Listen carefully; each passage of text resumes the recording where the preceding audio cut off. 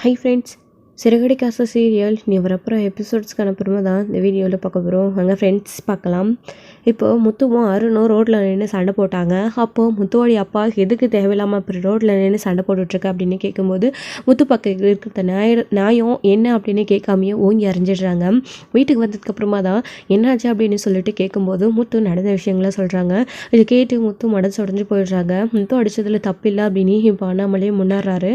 ஆனால் மீனா யாருமே இல்லை அப்படின்னு அவனுக்கு நினைக்கும் போது அவனை தத்தெடுக்கணும்னு முதல்ல நினச்சேன். இப்போ ஏமா வேணான்னு சொல்கிறான். முத்து எடுத்துக்கிற முடிவு நல்ல முடிவு தானே அப்படின்னு அண்ணாமலை சொல்கிறாரு.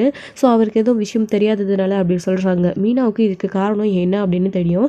எல்லாரும் சுற்றி வளைச்சி கேட்கறதுனால வேறு வழி இல்லை, உண்மையை சொல்கிறான் அப்படின்னு ஒத்துக்கிறாங்க. அப்படி சொல்லும்போது எங்கே இவன் உண்மையை சொல்லிடுவாளோ அப்படின்னு நடுவில் பூந்து ரோகிணி வந்து குழம்ப ஆரம்பிச்சிடுறாங்க. இப்போது கிறிஷோட பாட்டி இருக்கிறதுனால எதுக்கு அவனை தத்து எடுக்கணும்னு நினச்சிருக்கலாம் போல இருக்குது. அதான் வேண்டான்னு சொல்கிறாங்கல்ல அங்கிள், வேறு என்ன விடுங்க. அப்படி இவங்களுக்கு ஒரு குழந்தை பிறக்காமல் முத்து போயிட்டு கிறிஷை தத்து எடுக்கணும்னு நினச்சதுனால தான் அந்த அருண் அந்த மாதிரியெல்லாம் பேசியிருக்கா.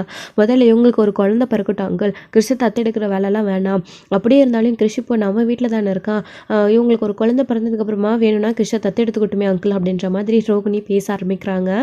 அப்போது இங்கே மீனா எங்கே உண்மையை சொல்லிட போகிறோமோ அப்படின்னு உடனே எப்படி பேசுகிறா பாரு அப்படின்னு சொல்லிட்டு ரோகிணியை பற்றி நினச்சிட்ருக்காங்க. ஸோ இப்போது இங்கே எல்லாரையும் சமாதானப்படுத்தணும். ஸோ அவங்களோட வாயெல்லாம் அடிக்கணும். அதுக்காக தான் ரோகிணி இப்போ இந்த மாதிரி சொல்கிறாங்க. இப்போ வேண்டாம், இவங்களுக்கு ஒரு குழந்தை பிறந்ததுக்கப்புறமா வேணும்னா கிறிஷை தத்து எடுத்துக்கிட்டோம் அப்படின்ற மாதிரி ரோகிணி வந்து சொல்கிறாங்க. இது வந்து அவங்க உண்மையிலே சொல்ல கிடையாது. ஏன்னா கிறிஷ் வந்து அவங்களோட குழந்தை அப்படின்னு ரோகிணிக்கு நல்லாவே தெரியும். ஸோ வந்து அப்படி முத்துக்கும் மீனாவும் ஒரு குழந்தை பிறந்தா கிறிஷை தத்தெடுக்கிறதுக்கு அவங்க ஒத்துக்க மாட்டாங்க, மறந்துடுவாங்க. அது மட்டும் இல்லாமல் இப்போ இவங்க வாயை அடிக்கணும். அப்படி இல்லைனா மீனா எல்லா விஷயத்தையும் சொல்லிடுவா, நம்ம மாட்டிப்போம் அப்படின்னு சொல்லிட்டு. அதாவது எப்படி கிறிஷ் இந்த வீட்டுக்குள்ளே இங்கே தக்க வச்சுக்கணும் அப்படின்றதுக்காக. அதாவது ரோகிணி பற்றின விஷயத்த சொன்னால் கிறிஷ் ரோகிணி அவங்களோட உண்மையெல்லாம் வெளியில் தெரிஞ்சிடும். எப்படியாச்சு இந்த வீட்டுக்குள்ளே அவங்க கண்டிப்பாக பெரிய பிரச்சனையே பூங்ககமாக வெடித்து எல்லாமே சரியாகி அவங்க இந்த வீட்டுக்குள்ளே இருக்கணும் அப்படின்னு நினைக்கும் போதெல்லாம் அதாவது அதுக்கான சூழ்நிலை உருவாகும் போதெல்லாம் மீனா எப்படியாச்சும் விஷயத்த சொல்லணும் அப்படின்னு சொல்லிட்டு வாய் வரைக்கும் வராங்க. ஆனால் இது எங்கே மாட்டிப்போமோ, வீட்டில் எல்லாரும் நம்மளை திட்டுவாங்களோ, வீட்டை விட்டு அனுப்பிடுவாங்களோ அப்படின்னு பயந்துக்கிட்டு இந்த ரோகிணி அந்த விஷயத்த செய்ய விடாமல் அப்படியே வந்து பூசி மழுப்பிடுறாங்க. ஸோ வந்து ஆக்சுவலி மீனாவாச்சும் இந்த விஷயத்த சொல்ல விட்டால் ரோகிணியோட விஷயம் வெளியில் தெரிஞ்சு எப்படியாச்சும் பிரச்சனையாகி அவங்களோட வாழ்க்கை சரியாகிறதுக்கு மீனாவே வந்து ஹெல்ப் பண்ணுவாங்க. ஆனால் வந்துட்டு இந்த ரோகிணி அதுக்கான சந்தர்ப்பம் அமையிற அந்த வாய்ப்பையும் அவங்களே வந்து கெடுத்துக்கிறாங்க. சொல்கிறான் அப்படின்னு சொல்கிறாங்களே தவிர, அவங்க வீட்டில் விஷயத்த சொல்கிறான் அப்படின்னு சொல்கிறாங்களே தவிர இது வரைக்கும் அவங்க அதுக்கான முயற்சி எதுவுமே எடுத்த மாதிரியே கிடையாது.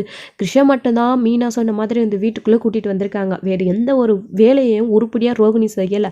அடுத்து மீனாவுக்கு கிருஷ்ண பற்றின ரோகிணியை பற்றின உண்மை தெரிஞ்சதுக்கு அப்புறமாவே நிறைய பொய்களை மீனா முன்னாடியே வந்து ரோகிணி சொல்லிக்கிட்டே தான் போக்கிட்டே இருக்காங்களே தவிர வீட்டில் விஷயத்த சொன்ன மாதிரி தெரியலை. அவங்களும் வீட்டில் சொல்ல வரவங்களையும் சொல்ல விடாமல் முத்துவுக்கும் மீனாவுக்கும் நடுவில் அவங்களுக்குள்ள பிரச்சனையை உண்டாக்கிக்கிட்டே தான் இந்த ரோகிணி வந்து போய்கிட்டு இருக்காங்க. ரோகிணியோட வாழ்க்கையை காப்பாற்றணும் அப்படின்னு போராடி மீனா எங்கே போக போக தன்னுடைய வாழ்க்கையை இழந்துருவோமோ அப்படின்னு பயங்கரமாக வருத்தப்படவும் ஆரம்பிக்கிறாங்க. ஸோ அதுதான் நடக்கும் அப்படின்னு நமக்குமே நல்லாவே தெரியுது. ஸோ மீனாவுக்கும் முத்துக்கும் அடிக்க பயங்கர பிரச்சனை உண்டாகிட்டே இருக்குது கிருஷ்ணாவில். ஸோ வந்து இப்போ இந்த சூழ்நிலையெல்லாம் அப்படி போய் சொல்லி மனுப்பிடுறாங்க. ரோகிணி வந்துட்டு, என்னம்மா மீனா, ரோகிணி சொல்கிறது தான் காரணமா, இல்லை உன் மனசுக்குள்ளே நீ ஏதாச்சும் காரணத்தை வச்சுருக்கியா சொல்லு அப்படின்னு சொல்கிறாங்க. அது வந்து மாமா இல்லை மாமா, இவர் சொன்ன மாதிரி இன்றைக்கி அருண் பேசினா அப்புறம் 4 பேர் ஊர் ஜனங்க எல்லாரும் இப்படி தானே பேசுவாங்க, கிருஷ்ண தத்து எடுத்துக்கிட்டான் வேண்டாம் மாமா அப்படின்னே மீனா சொல்லவும், இல்லைம்மா நீ ஏதோ அதுக்கு காரணம் வச்சுருக்கேன்னு சொன்னி அப்படின்னு. வேறு எந்த காரணமும் இல்லைம்மாம்மா, இதை மனசுக்குள்ளே வச்சுக்கிட்டு தான் நான் வெளியில் சொல்லாமல் இருந்தேன். என்ன நான் சொல்லாமல் இருந்தேன், மற்றவங்க எல்லாரும் இதை பற்றி சொல்லிட்டாங்க அப்படின்னு மீனா சொல்லவும், பாத்தியா இவ்வளோ எப்படி பேசுகிறா அப்படின்னு சொல்லிட்டு இங்கே முத்து வந்து மீனா கிட்ட கோவப்பட்டு சண்டை போடுறாங்க. இங்கே பாருங்கள், அப்படியெல்லாம் எதுவும் இல்லை அப்படின்னு. பின்ன இவன் மனசுல இந்த மாதிரி இருக்கிறப்போ மற்றவங்க மனசில் அப்போது அவங்க பேசுகிறதுல தப்பு இல்லை தானே பார்ப்போம் அர்த்தம். அப்போ எனக்கு ஏதோ குறை இருக்குது, அதான் நமக்கு நமக்கு குழந்தை பிறக்கலன்னு நான் கிருஷை தத்தெடுத்துக்கிற மாதிரி அப்போ அவன் சொன்னது நிஜமாயிடுச்சுல்ல, எவ்வளோ அப்படிதான் நான் நினைக்கிறான் அப்படின்னு முத்து கோவப்பட்டு சண்டை போடுவோம். என்னடி என் பையனை நீ அப்படிதான் நினைக்கிறியா அப்படின்னு சொல்லிட்டு இங்கே விஜயா வந்து மீனா கிட்ட கோவப்படுறாங்க. அப்போது அத்தை நீங்கள் எரியிற நினப்பில் எண்ணெயை ஊற்றாதீங்க, என்ன எத்தனை நாள் இல்லாத அக்கறை இன்னைக்கு வந்துடுச்சு உங்களுக்கு உங்கள் பையன் மேலே. அவர் உங்கள் பையனை தாண்டி எனக்கு புருஷன், அவர் மேலே எனக்கு அக்கறை நிறையவே இருக்குது, நான் பேசிக்கிறேன், நீங்கள் அமைதியாக இருங்க அப்படின்னு மீனா சொல்கிறாங்க. அதுக்கப்புறம் ஏங்க நீங்களே ஏன் தப்பாக புரிஞ்சுக்கிறீங்க, அந்த மாதிரி என்னெல்லாம் எதுவுமே கிடையாதுங்க அப்படின்னு. இல்லை அப்படி இருக்கிறதுனால தான் நீ கிருஷ்ண தத்திரக்க ஒத்துக்க மாட்டேன்ற அப்படின்னு. ஐயோ ஏங்க நீங்கள் கொஞ்சம் கூட புரிஞ்சிக்கவே மாட்டேன்றீங்க, இந்த மாதிரி நீங்களே ஏன் தப்பான ஒரு விஷயத்த கற்பனை பண்ணிக்கிட்டு என்கிட்ட கோவப்பட்டு சண்டை போடுறீங்க அப்படின்னு முத்துக்கிட்ட மீனா கோவப்பட்டு சண்டை போடுறாங்க. அப்பா இல்லைப்பா என்ன ஆனாலும் சரிப்பா, கிருஷ்ணோட பாட்டி தானே இப்போ தடியாக இருக்கிறதா இவ சொல்லிட்டு இருக்கா, நான் போய் கிருஷ்ணோட பாட்டிக்கிட்ட பேசுகிறேன்ப்பா, கிருஷ்ணோட பாட்டிக்கிட்ட பேசி கிருஷ்ண நான் வந்து தத்தெடுத்துக்க அவங்கள சம்மதிக்க வைக்கிறேன்ப்பா, அப்படி சம்மதத்தோடு தான் நான் இனி திரும்ப இந்த வீட்டுக்கு வருவேன் அப்படின்னு சொல்லிட்டு கிருஷ்ணோட பாட்டி இருக்கிற இடத்துக்கு தேடி போகலாம், அதாவது ஊர் அவங்களுடைய ஊர் எங்கே இருக்குது அப்படின்னு முத்து வந்து தெரிஞ்சுக்கிட்டு அவங்களோட ஊரில் போய் அவங்க கிட்ட பேசுகிறேன் அப்படின்னு சொல்லிட்டு முத்து கோவமாக வந்து அங்கேருந்து கிளம்பி போயிடுறாங்க. ஏங்க வேண்டாங்க சொன்னால் கேளுங்க அப்படின்னு மீனா தடுத்துக்கிட்டே போகிறாங்க. அப்படி கையை உதிரி விட்டுடுறாரு முத்து வந்து கையை எடு தொடாத அப்படின்னு சொல்லிட்டு முத்து கோவத்தோட போயிடுறாங்க.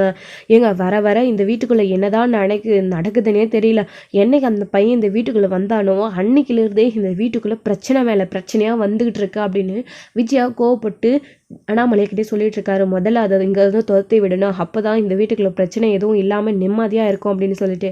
அதாவது ஏற்கனவே விஜயா வந்து நினச்சாங்க கிருஷ்யால் அடிக்கடிக்கு அந்த வீட்டுக்குள்ளே பிரச்சனை வந்துக்கிட்டே இருந்தால் அந்த பையனால் வீட்டோட நிம்மதி தான் முக்கியம் அப்படின்னு கிருஷ்யா அண்ணாமலையே துரத்தி விட்டுருவாரு அப்படின்னு நினச்சாங்க. அது இப்போ நடக்குது அப்படின்னு அவங்க மனசுக்குள்ளே ரொம்ப சந்தோஷமாக இருக்குது. நாம் எதுவும் பேசி அந்த பையனை இந்த வீட்டுக்குள்ளே வந்து வெளியில் அனுப்புறதுக்காக பிரச்சனையை உண்டாகணும் அப்படின்ற அவசியம் கிடையாது. கூட்டிகிட்டு வந்ததுங்களே அவனை வச்சு பெரிய பிரச்சனையாக சண்டை போட்டு ஆரம்பிச்சிடுச்சுங்க. இப்படியே இந்த விஷயத்தில் நாம் கொஞ்சம் ஊதி பெருசாகி பிரச்சனையை பெருசு பண்ணணும், அந்த பையனால் தான் இந்த வீட்டுக்குள்ளே பிரச்சனை உண்டாகுது அப்படின்னு அவர் மனசில் நம்ப வைக்கணும் அப்படின்னு நினச்சா அவரே இந்த வீட்டுக்குள்ளே இருந்து கிருஷ்ண துரத்திடுவார் அப்படின்னு விஜயா இந்த விஷயத்தில் நல்ல விஷயம் நடக்குது அப்படின்னு ரொம்ப சந்தோஷப்படுறாங்க. இப்போது முத்து அந்த அம்மா இருக்கிற அட்ரஸ் வந்து கண்டுபிடிச்சி வந்து அங்கே போயிட்டுருக்காங்க. அப்போது கிருஷ்ணோடைய பாட்டி வந்து இங்கே தான் மகேஸ்வரியோட வீட்டில் தான் இருக்காங்க. மகேஸ்வரியோட வீட்டில் இருந்துக்கிட்டே போய் சொல்லிட்டு இருக்காங்க ஊரில் இருக்கேன் அப்படின்னு சொல்லிட்டு. அப்போ தான் அவங்களுடைய அட்ரஸ் போய் கண்டுபிடிச்சி அங்கெல்லாம் கேட்டால் அவங்க இங்கே வரலையப்பா அப்படின்னு சொல்லிடுறாங்க.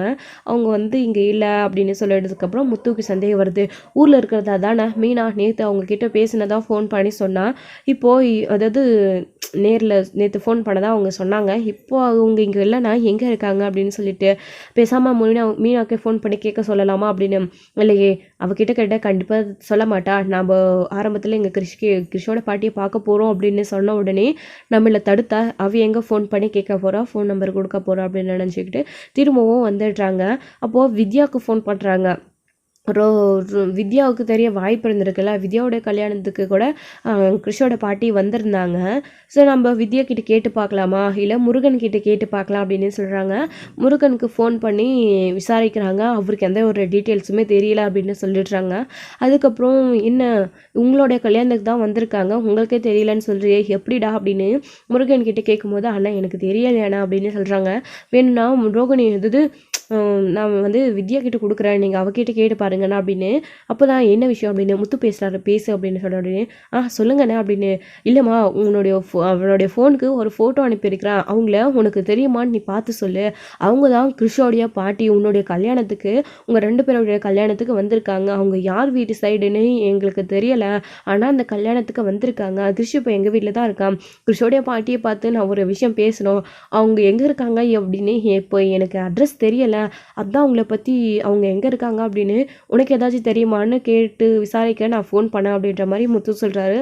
அப்படியா அப்படின்னு சொல்லிட்டு கிருஷ்ணோட பாட்டின்னு உடனே நல்லாவே வித்யாவுக்கு தெரிஞ்சிடுச்சு யார் அப்படின்னு. முருகன் இருக்கிறாரு அப்படின்றதுக்காக நல்லா பாரு அண்ணன் ஹெல்ப் கேட்குறாரு, அவருக்கு உதவி பண்ணணும், நம்ம விஷயத்தில் அவர் நிறைய ஹெல்ப் பண்ணியிருக்காரு அப்படின்னு முருகன் சொன்னதுனால வித்யா ஃபோன் ஓப்பன் பண்ணி ஃபோட்டோ புதுசாக பார்க்குற மாதிரி பார்க்க ஆரம்பிக்கிறாங்க. பார்த்துட்டு பார்த்த மாதிரி தெரியல அப்படின்னு. எப்படி நம்ம கல்யாணத்துக்கு தான் வந்திருக்காங்க, என் வீட்டு சைடு கண்டிப்பாக இவங்க கிடையவே கிடையாது, எனக்கு இவங்கள பார்த்த மாதிரி ஞாபகமே இல்லை, ஒருவேளை உன்னுடைய ரிலேட்டிவ்ஸ்லாம் யாராச்சும் இருக்கோம், விசாரிச்சு பாரு, அதாவது யோசிச்சு பாரு அப்படின்னு முருகன் சொல்கிறாரு. அப்போது யோசிச்சு பார்த்துட்டு நான் இவங்கள பார்த்துருக்கேன் அப்படின்னு சொல்லிட்டு மகேஸ்வரி இருக்கால, இவங்க அவங்க வீட்டில் தான் இருக்காங்க போல இருக்கு, இவங்கள எனக்கு தெரியலை ஆள் யாருன்னு, ஆனால் அவங்க வீட்டில் ஒரு நாள் பார்த்துருக்கேன் அப்படின்ற மாதிரி வித்யா வந்து சொல்லிடுறாங்க. முருகன் அங்கே இருக்கிறதுனால வேறு வழியே இல்லை, அவங்களுடைய ரிலேட்டிவ் தான் அப்படின்னு முருகன் கண்டுபிடிச்சிருவாரு. அப்படியே இல்லைனாலே முத்து இந்த விஷயத்த நோண்டி கண்டுபிடிச்சிருவாரு அப்படின்னு வித்யாவுக்கு நல்லாவே தெரியும். இந்த விஷயத்துல நாம் மாட்டிக்க கூடாது, பேசாமல் அவங்க இருக்கிற இடத்த சொல்லிட்டா முத்து அவங்க பாட்டுக்கு அவங்கள தேடிக்கிட்டு நம்மளை விட்டுட்டு போயிடுவான். அப்படி இல்லைன்னா யார் என்ன அப்படின்னு செக் பண்ணி கண்டுபிடிச்சிட்டானா முத்து வந்து பிரச்சனை ஆகிடும். முத்துக்கு இது வரைக்கும் கிருஷோட பாட்டி இவங்க தான், அதாவது ரோகிணியோடைய அம்மா அப்படின்ற விஷயம் இது வரைக்கும் தெரியாது. அப்படி நாம் சொல்லாமல் விட்டோம்னா கண்டிப்பாக முத்து தேடி கண்டுபிடிக்க வாய்ப்பு இருக்குது, உண்மை தெரிஞ்சிடும் அப்படின்னு சொல்லிட்டு பயப்படுறாங்க வித்யாவுமே. அதனால தான் அப்படின்னு முருகன் கிட்ட சொல்கிறாங்க. அப்போது சொல்லு முத்து அண்ணங்கிட்ட சொல்லு அப்படின்னு சொல்கிறாரு முருகன். வந்துட்டு சொல்லலாமா வேணாமோ, சொல்லிட்டோமா அப்புறம் ரோகிணி கோவப்படுவாளா அப்படின்னு, என்ன விஷயமா முத்து அவங்கள பார்த்து பேச போகிறான்னு தெரியலையே, அதான் கிருஷோட பாட்டி அப்படின்னு நல்லாவே முத்துவுக்கு தெரியும். ஸோ வந்து நாம் சொல்லி தான் அவங்களுக்கு தெரியணும் முத்துக்கு அப்படின்றதில், ஏற்கனவே கிருஷோட பாட்டி அவங்க தான் தெரியுமே, இவங்க இருக்கிற அட்ரஸ் தானே சொல்லிவிடுவோம், முத்துக்கு தான் அவங்கள நல்லாவே தெரியும்ல அப்படின்னு ரோகிணி சொல்லிடுறேன், அதாவது வித்யா வந்து சொல்லிடுறாங்க. ஸோ வந்து இவங்க மகேஸ்வரியோட வீட்டில் தான் இருக்காங்க அப்படின்னு.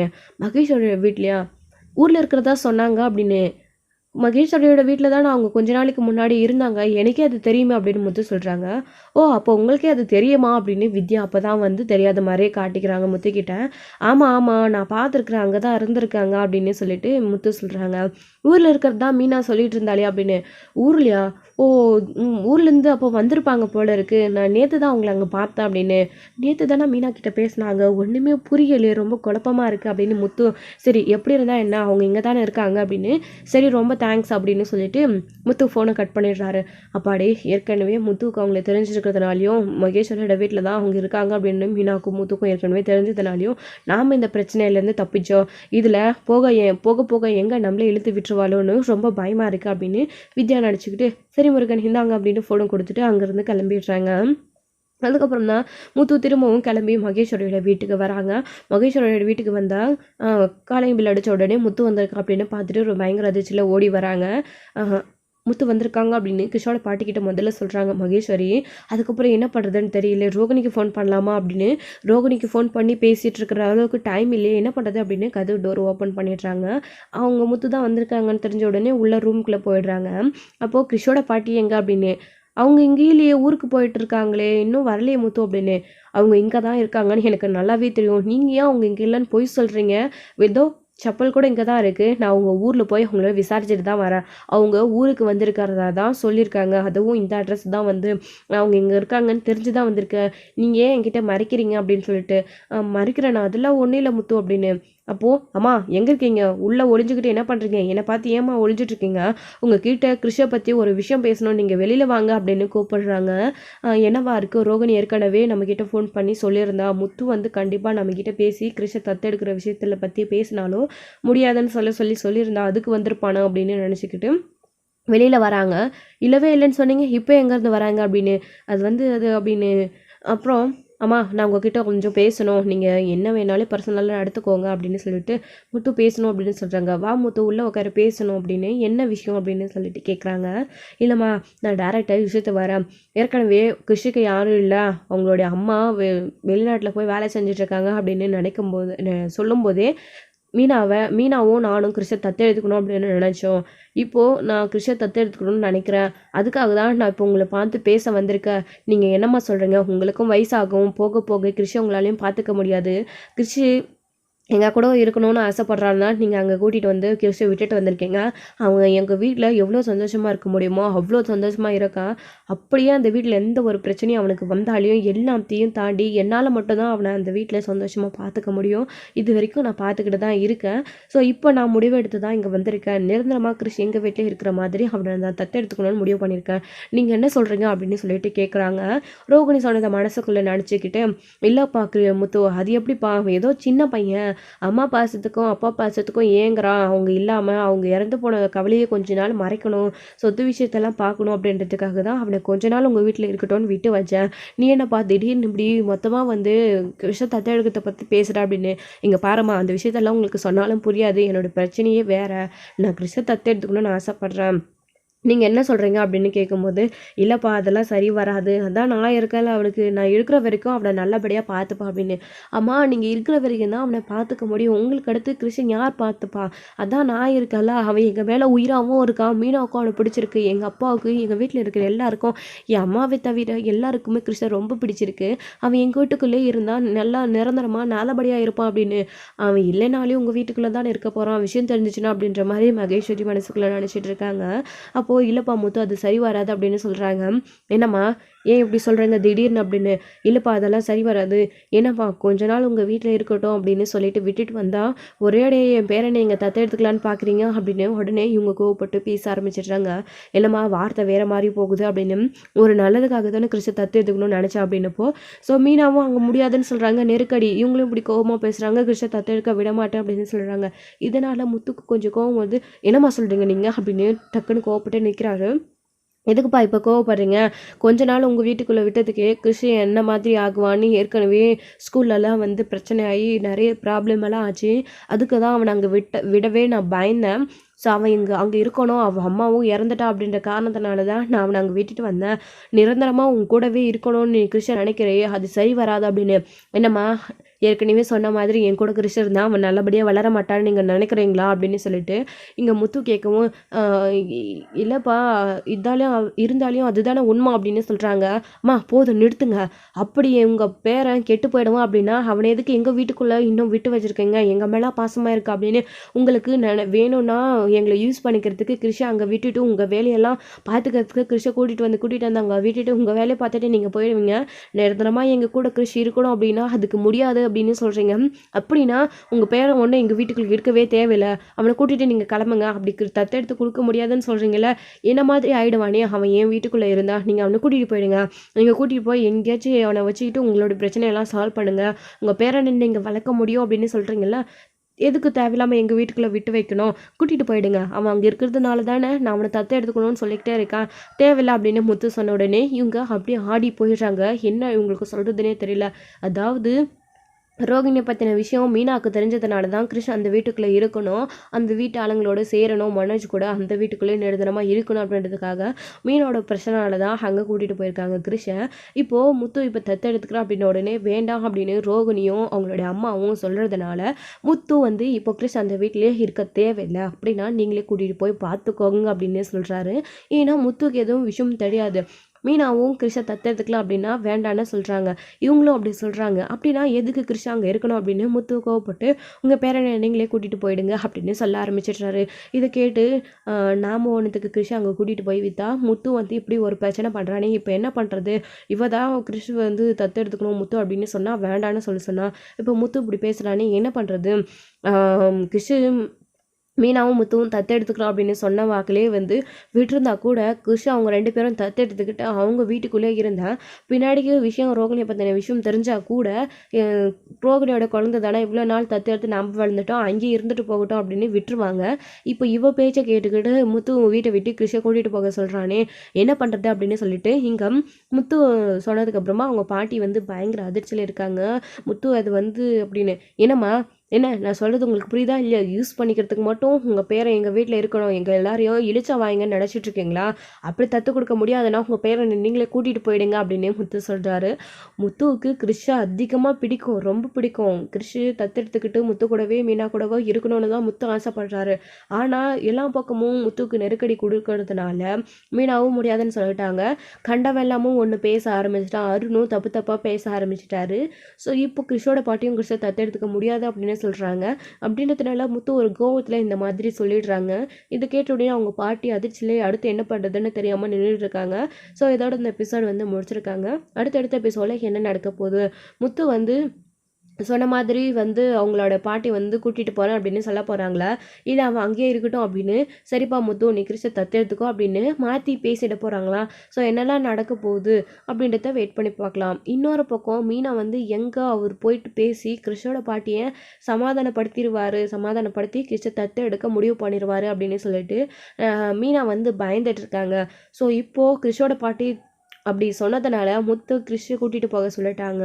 ஸோ இதையும் தாண்டி முத்து இன்னொரு விஷயம் பிளான் பண்ணி வச்சுருக்காரு. அதாவது யாருக்கும் தெரியாமையே கிறிஷை தத்தெடுத்துக்கலாம் அப்படின்னு முடிவு பண்ணுறாரு. அதாவது அதுக்கான ஃபார்மாலிட்டிஸ் எல்லாத்தையுமே முத்துவே பார்க்கணும் அப்படின்னு முடிவு பண்ணியிருக்காரு. ஸோ என்னெல்லாம் நடக்க போகுது அப்படின்றத பார்க்கலாம். தேங்க்யூ. இந்த வீடியோ பிடிச்சிருந்தா லைக் பண்ணுங்கள், ஷேர் பண்ணுங்கள், கமெண்ட் பண்ணுங்கள். மறக்காமல் பெல் ஐக்கானை கிளிக் பண்ணி வச்சுக்கோங்க.